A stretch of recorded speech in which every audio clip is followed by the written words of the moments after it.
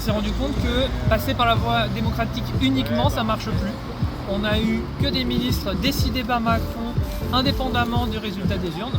Donc à partir de ce moment-là, il y a deux solutions. Soit on se laisse faire, soit on agit. Et vu que Macron a démontré qu'il ne reculait que quand il y avait du monde en face de lui. D'ailleurs, c'est ce qui expliquait assez bien son ancien ministre Édouard Philippe, qui expliquait que avant tout se faisait un peu tout seul. Il disait on a essayé pour les cheminots, c'est passé, et tant que ça ne réagissait pas, il faisait passer différents traits qui nous affaiblissaient tous un par un.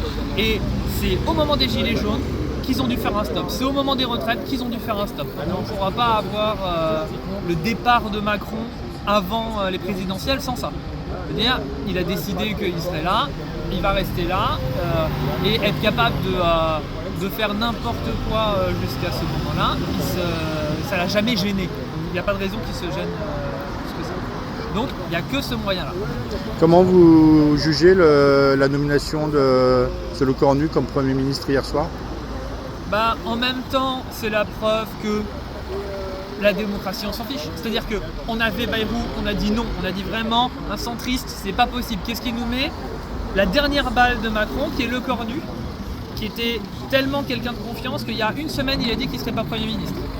C'est-à-dire que c'est quelqu'un qui de base partait pas avec le meilleur CV pour commencer.